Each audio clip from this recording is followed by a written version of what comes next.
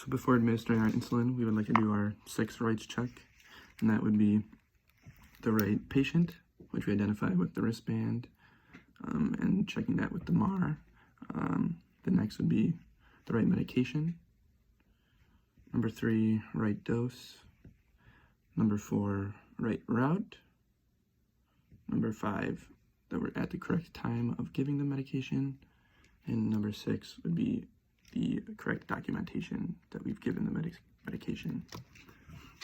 And then we can check the MAR real quick to see where was he given his last insulin injection. Looks like the left upper arm. So we can go, well, we just want to avoid that area. You don't want to give the injections in the same spots. So we can go around the umbilicus. So you would pinch the skin, and at a 45-degree angle, you would go in with the insulin and then inject the insulin there. And then next, for our morphine, we're going intramuscular. So you want to check the MAR here and see where he was given his last morphine injection. And it's not, there we go, the ventral gluteal. And to identify this process, you have the patient lay down, and you'll have them flex their leg up, and you'll put your palm around their hip, and you want your thumb pointing in towards their groin, and your middle finger pointing out towards their butt, and you'll stretch out the skin, making a V, and with that, you'll stick the needle 90 degrees right in.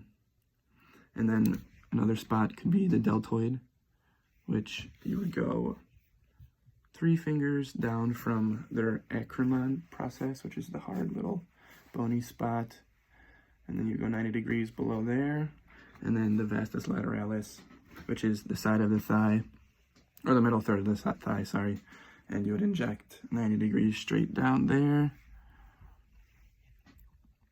So those are your different landmarks for intramuscular injections.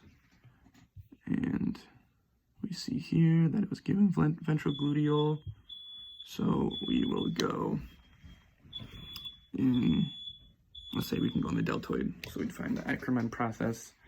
We go 3 fingers down, we take an alcohol swab, wipe, sterilize the skin. We would use the Z-track, where you put your hand like this, and you pull the skin to the side to make it tight, and you would take that needle and inject 3 fingers down from the acromion process. And with intramuscular, you would like to aspirate by pulling the needle back a little bit, just to check to see if there's any blood backflow.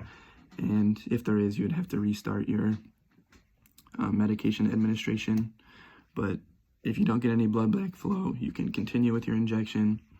You'd want to inject it slowly and wait about 10 seconds with the medication injected and the needle still in. So when you pull the needle out, there isn't still that path that the morphine can travel to get out of the body.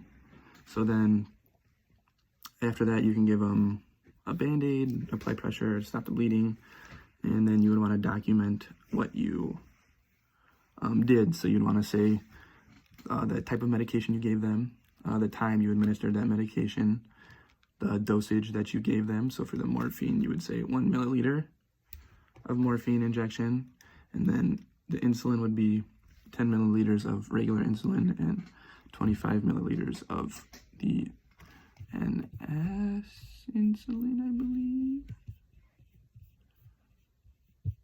And let's see here, NPH insulin.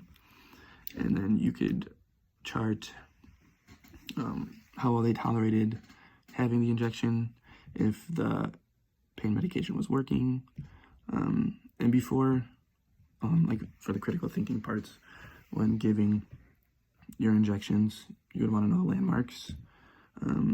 For the morphine, you would want to check the patient's vital signs and make sure that they are within normal limits before applying or giving that medication, because that can have an impact on your vital signs, causing them, like your blood pressure to drop, your heart rate to drop.